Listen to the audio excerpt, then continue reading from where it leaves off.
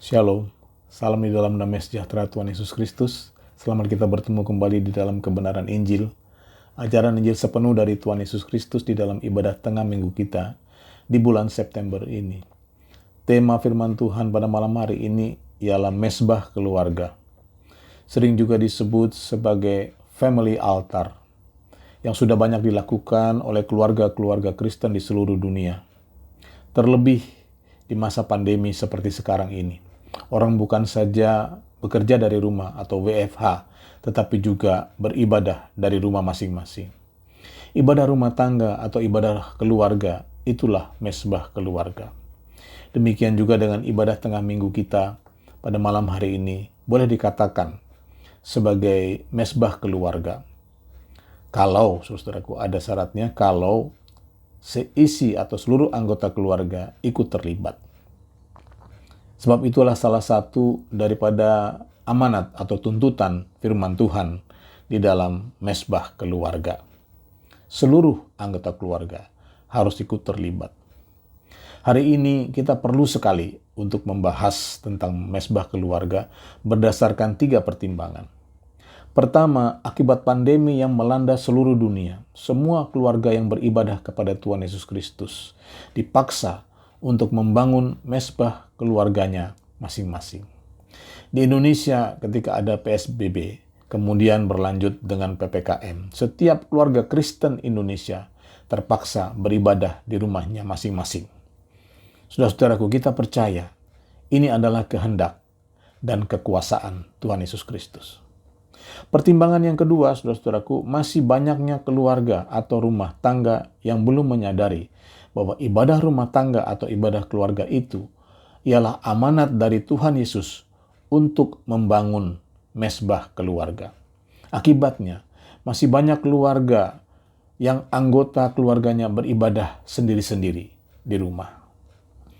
Apalagi kalau orang tua pergi ke gereja A, anak-anak pergi ke gereja B, maka ketika datang pandemi, berlaku protokol kesehatan, keluarga ini gagal untuk membangun mesbah keluarga. Mengapa, saudara-saudaraku? Sekali lagi karena belum mengerti makna dari mesbah keluarga. Belum memahami makna tanda zaman pandemi ini. Belum mengerti rencana dan kehendak Tuhan Yesus Kristus. Selanjutnya ya, pertimbangan yang ketiga dan ini yang terpenting, saudara-saudaraku, kebanyakan umat masih belum menyadari bahwa mesbah keluarga itu adalah merupakan rancangan atau rencana dan kehendak Tuhan Yesus Kristus. Kehendak dari Tuhan yang Esa. Dikatakan kehendakan Tuhan yang Maha Esa, saudara-saudaraku, karena bukan hanya kita, umat Kristen saja yang harus beribadah di rumahnya masing-masing. Tetapi semua agama di dunia ini terpaksa harus beribadah di rumahnya masing-masing. Sekali lagi, saudara-saudaraku, ini adalah merupakan kehendak daripada Tuhan yang Maha Kuasa. Artinya, saudara-saudaraku, kalau kita mau melakukan kehendak Tuhan dengan benar, terlebih dahulu, kita harus memahami apa itu makna dari mesbah keluarga. Itu sebabnya kita akan membahas tentang mesbah keluarga di bulan September ini. Hari ini kita akan membahas bagian yang pertama, yaitu tentang asal-usul atau riwayat dari mesbah keluarga. Nanti kemudian sekali lagi kita akan melanjutkannya di Rabu terakhir, yaitu pada tanggal 29 September. Sekarang mari kita periksa firman Tuhan yang tertulis di dalam Kejadian 35, Kejadian 35 ayat 1-7. Demikian firman Tuhan. Allah berfirman kepada Yakub, "Bersiaplah, pergilah ke Betel, tinggallah di situ dan buatlah di situ mesbah bagi Allah yang telah menampakkan diri kepadamu ketika engkau lari dari Esau kakakmu."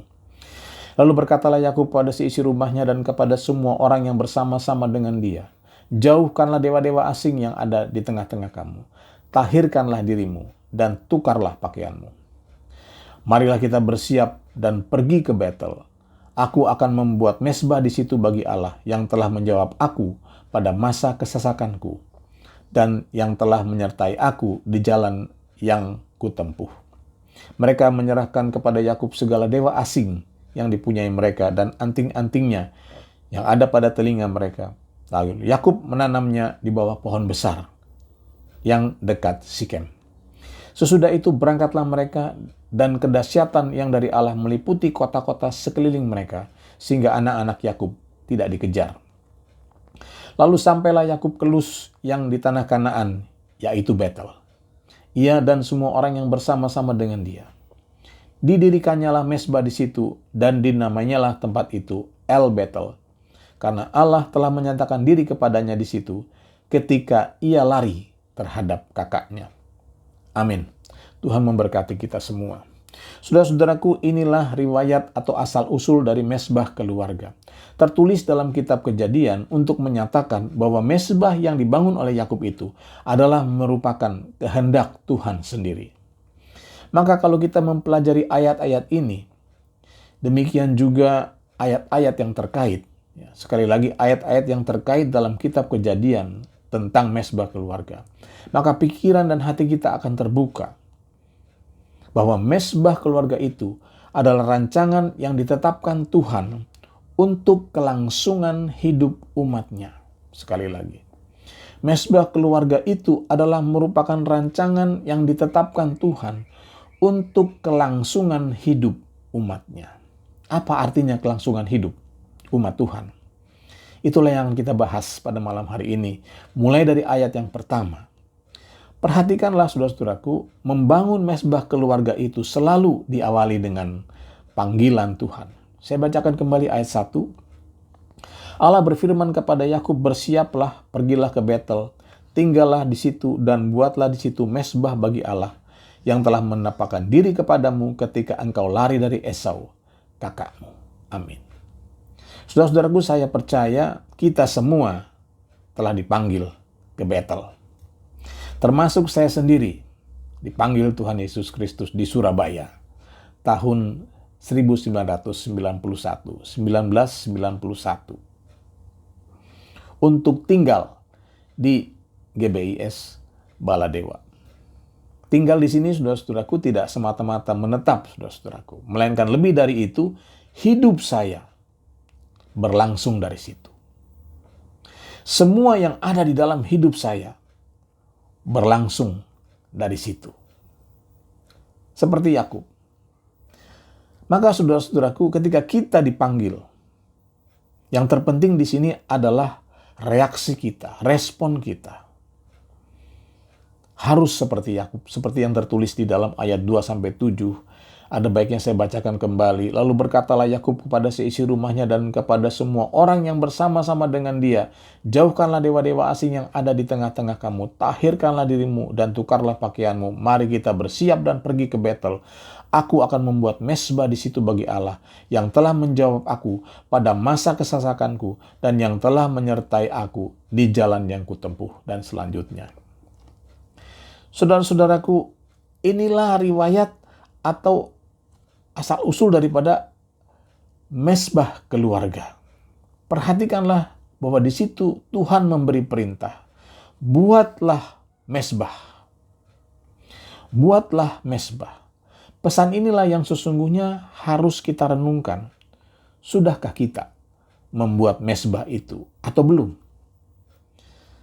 Saya yakin kebanyakan orang Kristen di dunia ini belum membangun mezbahnya dengan benar. Bagaimana dengan kita sendiri?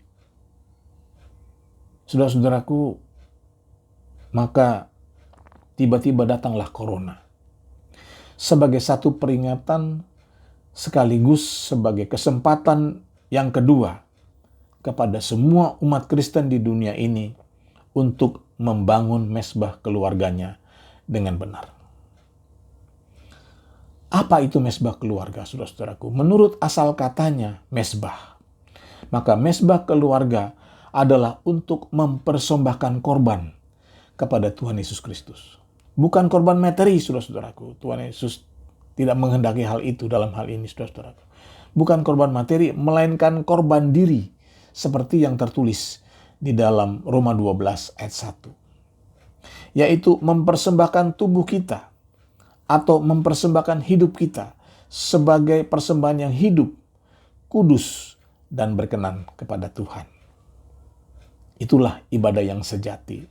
Sebagaimana diterangkan dalam ayat selanjutnya, Roma 12 ayat yang kedua.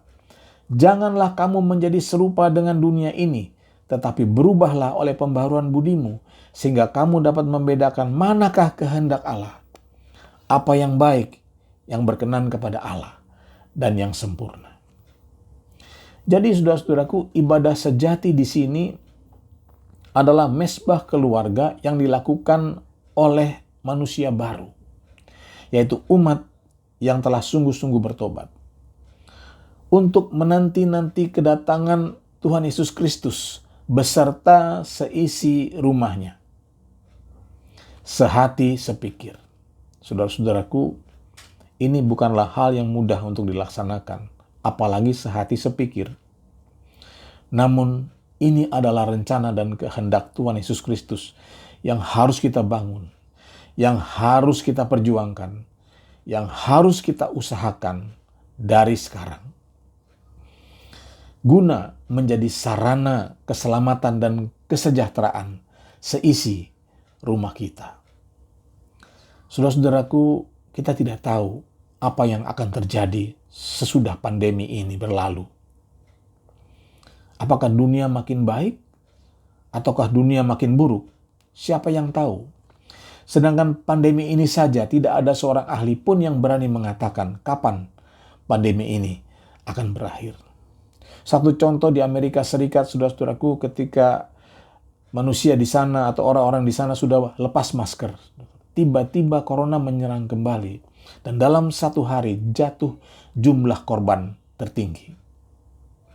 Saudara-saudaraku, hanya Tuhan Yesus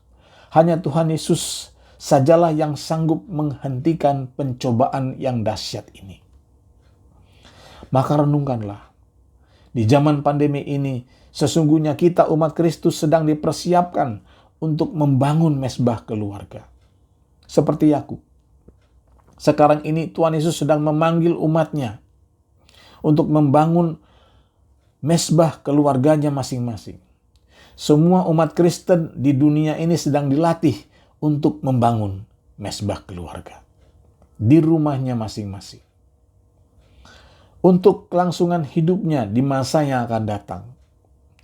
Kita dilatih agar setelah COVID ini segera berlalu, setiap umat pilihan Kristus telah siap untuk menghadapi apapun yang akan terjadi. Menjadi kesimpulan bagi kita bahwa mezbah keluarga ialah sarana keselamatan, perlindungan, dan pemeliharaan hidup kita yang dipersiapkan Tuhan Yesus di masa pandemi ini. Mezbah keluarga ialah sarana untuk kelangsungan hidup kita di masa yang akan datang dan juga untuk di masa sekarang ini. Benarkah ajaran firman Tuhan ini, saudara-saudaraku? Sekarang, mari kita memeriksa ayat-ayat yang terkait. Kita periksa Kejadian 12 ayat 7-8. Kejadian 12 ayat 7-8. Ketika itu Tuhan menampakkan diri kepada Abram dan berfirman, Aku akan memberikan negeri ini kepada keturunanmu. Maka didirikannya di situ mezbah bagi Tuhan yang telah menampakkan diri kepadanya. Kemudian ia pindah dari situ ke pegunungan di sebelah timur Betel.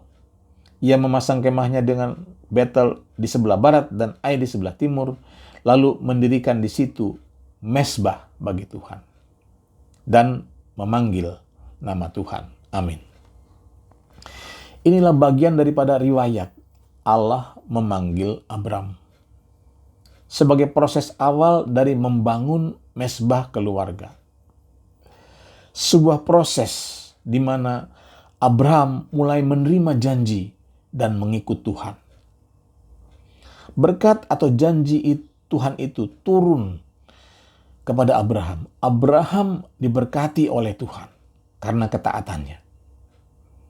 Kemudian berkat itu diturunkan Abraham kepada anaknya Ishak, dan Ishak menurunkan berkat dan janji Tuhan itu kepada Yakub. Sesungguhnya berkat itu jugalah yang membuat Yakub melarikan diri dari abangnya Esau. Ia lari dengan bekal seadanya dan tongkat di tangan. Yakub lari seperti seorang pengembara yang melarat. Namun sesungguhnya Yakub bukanlah pengembara yang melarat, sebab janji Tuhan, berkat Abraham, telah turun kepadanya. Tuhan menyatakan janji dan berkat itu ketika Yakub pertama kali tiba di Betel. Tertulis dalam Kejadian 28 ayat 12 sampai 19. Maka bermimpilah ia, di bumi ada didirikan sebuah tangga yang ujungnya sampai di langit, dan nampaklah malaikat-malaikat Allah turun naik di tangga itu. Berdirilah Tuhan di sampingnya dan berfirman, Akulah Tuhan Allah Abraham nenekmu dan Ishak. Tanah tempat engkau berbaring ini telah kuberikan kepadamu dan kepada keturunanmu. Keturunanmu akan menjadi seperti debu tanah banyaknya, dan engkau akan mengembang ke sebelah timur, barat, utara, dan selatan. Dan olehmu serta keturunanmu, semua kaum di muka bumi akan mendapat berkat. Sesungguhnya aku menyertai engkau, dan aku akan melindungi engkau kemanapun engkau pergi. Dan aku akan membawa engkau kembali ke negeri ini, sebab aku tidak akan meninggalkan engkau, melainkan tetap melakukan apa yang kujanjikan kepadamu. Ketika Yakub bangun dari tidurnya, berkatalah ia, sesungguhnya Tuhan ada di tempat ini, dan aku tidak mengetahuinya. Ia takut dan berkata, alangkah dahsyatnya tempat ini. Ini tidak lain dari rumah Allah. Ini pintu gerbang surga. Keesokan harinya pagi-pagi Yakub mengambil batu yang dipakainya sebagai alas kepala dan mendirikan itu menjadi tugu dan menuang minyak ke atasnya. Ia menamai tempat itu Betel. Dahulu nama kota itu Luz. Amin. Saudara-saudaraku, di Betel itulah Yakub berjanji. Di situ Yakub bernasar. Dan Tuhan pun memberkati Yakub sesuai dengan nasarnya itu. Maka setelah Yakub diberkati, Tuhan memanggil dia untuk kembali ke Betel dan mendirikan mezbah. Yakub pun mengajak seisi rumahnya untuk beribadah kepada Tuhan. Saudara-saudaraku, menjadi teladan bagi kita untuk membangun mezbah keluarga demi kelangsungan hidup kita. Maka sebagaimana Yakub yang diberi nama Israel oleh Tuhan, kehidupan keluarga Yakub dipelihara dan dilindungi Tuhan sampai menjadi satu bangsa, Israel, yang tetap bertahan sampai hari ini. Demikianlah kita yang membangun mezbah keluarga kita masing-masing. Tuhan akan menolong kita apabila kita sehati sepikir di dalam kebenaran Injil. Maka saudara-saudaraku, kehidupan keluarga kita akan bertahan dalam pemeliharaan dan perlindungan Tuhan Yesus Kristus sampai Tuhan datang kembali. Terpujilah nama Tuhan Yesus Kristus sampai selama-lamanya. Tuhan Yesus memberkati. Amin. Mari saudara-saudaraku, kita akan masuk ke dalam doa syafaat kita. Namun sebelumnya, mari kita angkat satu pujian, tanda-tanda telah nyata.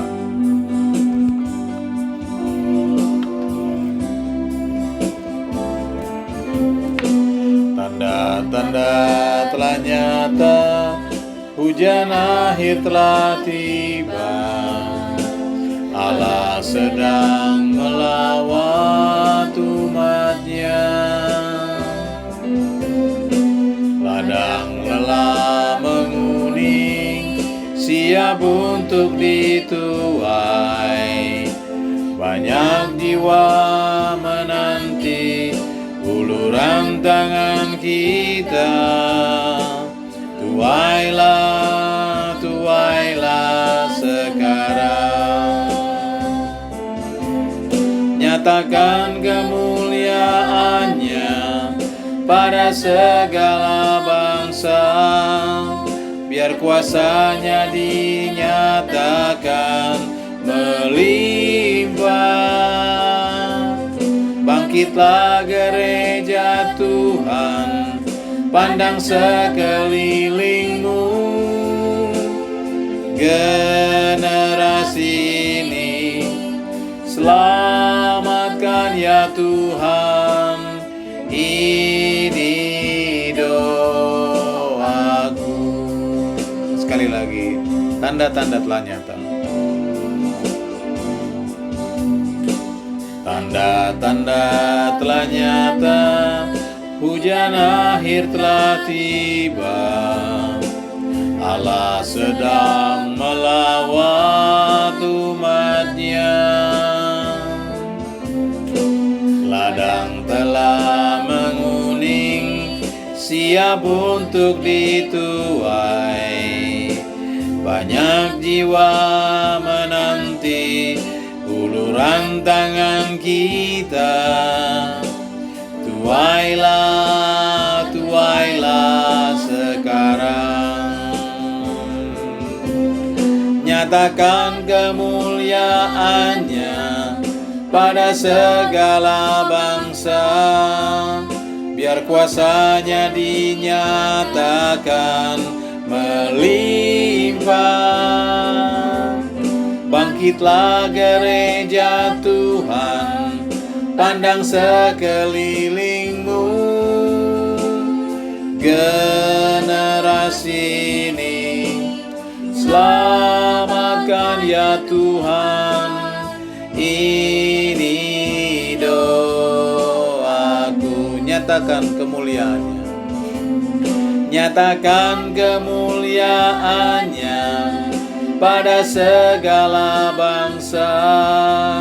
Biar kuasa-Nya dinyatakan melimpah. Bangkitlah gereja Tuhan, pandang sekelilingmu. Generasi ini selamatkan ya Tuhan. Ini doaku, ini doaku, ini doaku, ini doaku, ini doaku.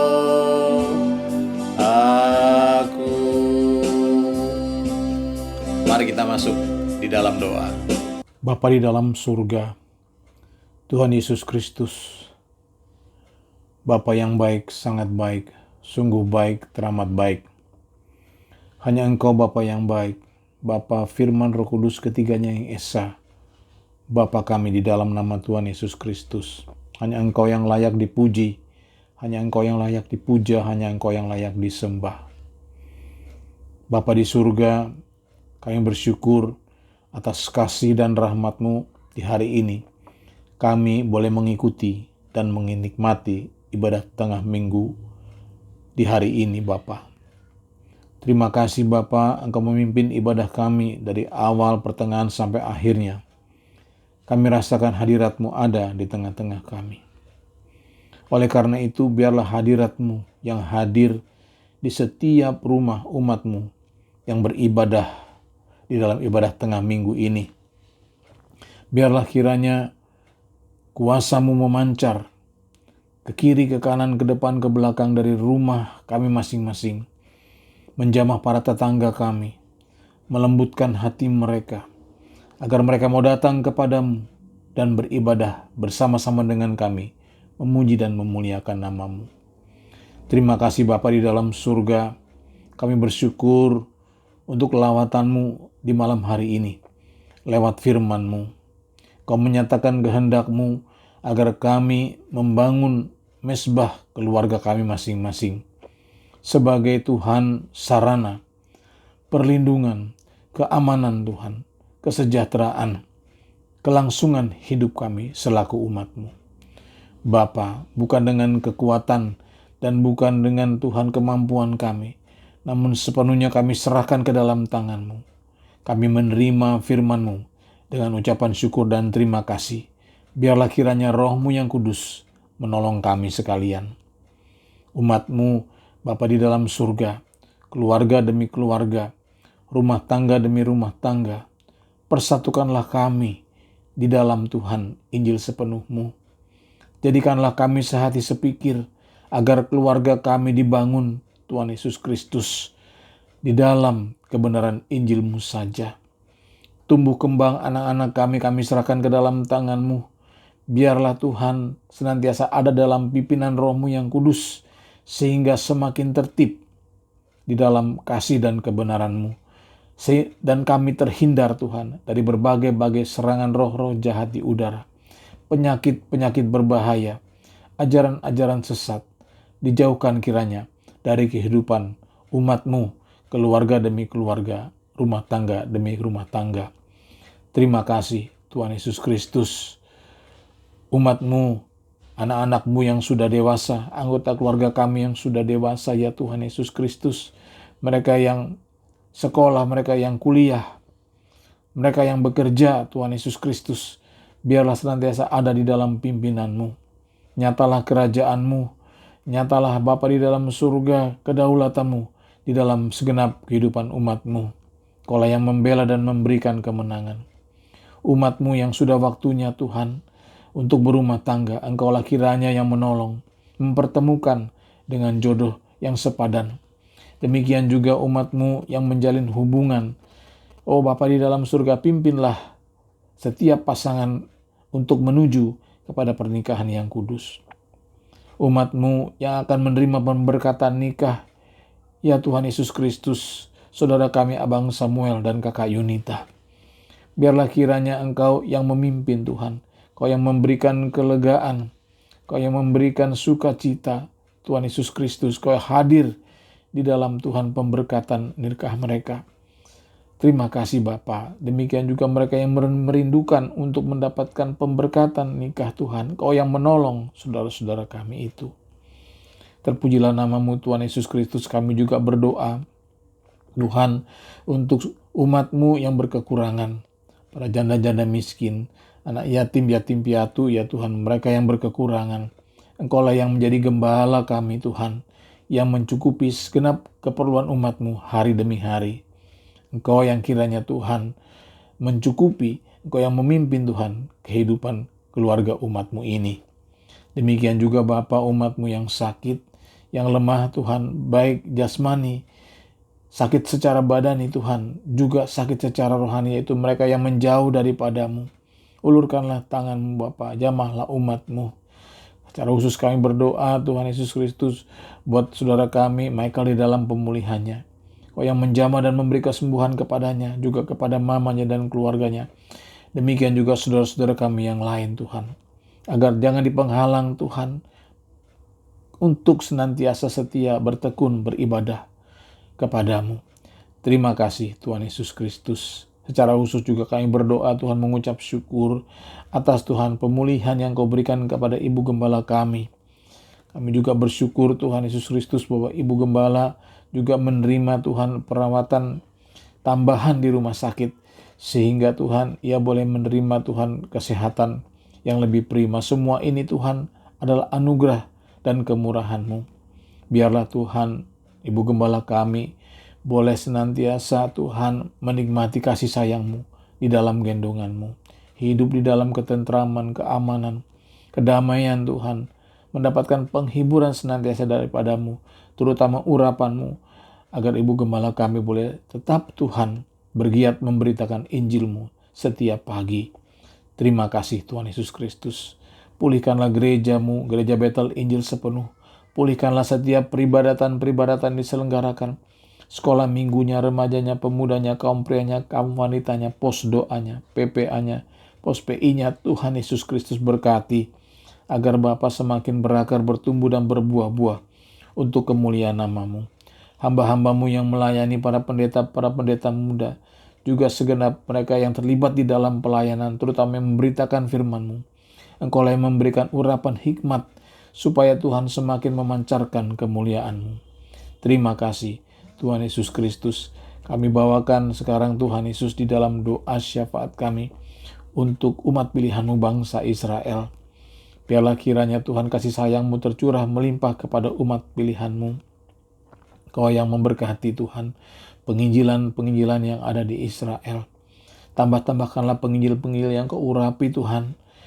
Utuslah mereka Tuhan ke segenap penjuru negeri Israel untuk memberitakan kebenaran disertai dengan tanda-tanda ajaib dan mujizat di dalam nama Tuhan Yesus Kristus. Agar bertambah-tambahlah kiranya jumlah dan bilangan umat pilihan-Mu yang bertobat, menerima Yesus Kristus sebagai Tuhan dan Juru Selamat. Demikian juga para pemimpin-pemimpin dan pemerintahan-pemerintahan yang sadar Engkaulah Mesias yang mereka nanti-nantikan. Dan biarlah jumlah mereka lebih banyak daripada saat kemarin kami berdoa kepadamu. Terima kasih Bapa, memberkati kota Yerusalem. Biarlah kiranya Roh-Mu yang kudus senantiasa melawat, memenuhi Yerusalem dengan damai sejahtera-Mu. Umat-Mu menanti kedatangan-Mu.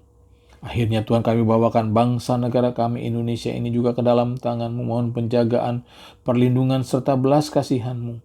Luputkanlah negeri kami dari bencana-bencana, tulah-tulah tanda-tanda akhir zaman, tanda-tanda kedatangan-Mu, terutama kota-kota di mana Tuhan umat-Mu, Gereja Betel Injil sepenuh berada.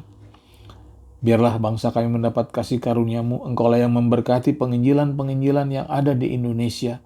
Tambah-tambahkanlah penginjil-penginjil yang Kau urapi, utuslah mereka ke segenap seluruh pelosok Indonesia untuk memberitakan kebenaran-Mu, disertai tanda-tanda ajaib dan mujizat di dalam nama Tuhan Yesus Kristus.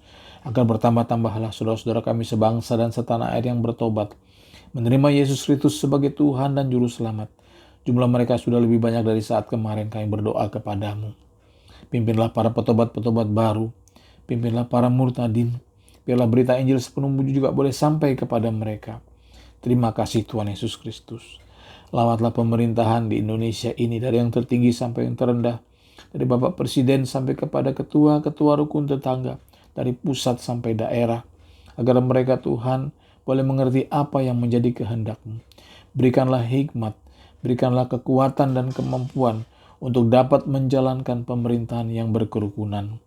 Terima kasih Bapa, tambah-tambahkanlah pemimpin-pemimpin yang jujur dan sungguh-sungguh bekerja seperti diteladankan oleh Bapak Presiden kami. Biar Bapak Jokowi dan keluarganya mendapat kasih karunia di mata-Mu. Tambah-tambahkanlah saksi-saksi iman-Mu Tuhan di dalam tubuh pemerintahan kami, dari pusat sampai daerah, seperti diteladankan oleh Bapak Kapolri kami. Biar Bapak Listio Sigit dan keluarganya mendapat kasih karunia di mata-Mu. Tolonglah hamba-Mu Dr. Terawan di dalam Tuhan uji klinis vaksin Nusantara. Biar kiranya kuat kuasa-Mu turut campur bekerja, agar bangsa kami Tuhan boleh memproduksi vaksin sendiri, vaksin Nusantara. Biarlah kiranya Dr. Terawan, Agus Putranto dan keluarganya mendapat kasih karunia di mata-Mu. Terima kasih Tuhan Yesus Kristus. Kami serahkan sekarang seluruh kehidupan kami sepanjang malam ini hanya ke dalam tangan kuasa-Mu. Apabila kami nanti akan beristirahat dan terlelap, biarlah roh kami berjaga-jaga, karena Roh-Mu yang kudus, sehingga esok pagi kami boleh Tuhan dibangkitkan oleh kuasa kebangkitan-Mu, menjadi umat yang menerima kemenangan yang daripada-Mu. Terima kasih Bapa. Terpujilah nama-Mu dari sekarang sampai selama-lamanya. Inilah doa syafaat kami yang penuh dengan kekurangan. Mohon kiranya disempurnakan, sebab semua hanya kami perlaskan di dalam nama-Mu yang ajaib dan berkuasa. Di dalam nama Tuhan Yesus Kristus, Juru Selamat kami yang hidup sampai selama-lamanya. Dan di dalam nama Tuhan Yesus, kami akan menutup ibadah kami dengan doa yang Kau ajarkan.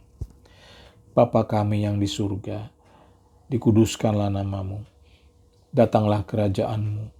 Jadilah kehendak-Mu di bumi seperti di surga. Berikanlah kami pada hari ini makanan kami yang secukupnya.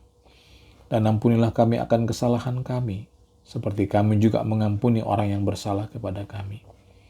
Dan janganlah bawa kami ke dalam pencobaan, tetapi lepaskanlah kami daripada yang jahat. Karena Engkaulah yang punya kerajaan dan kuasa dan kemuliaan sampai selama-lamanya. Haleluya. Amin. Shalom.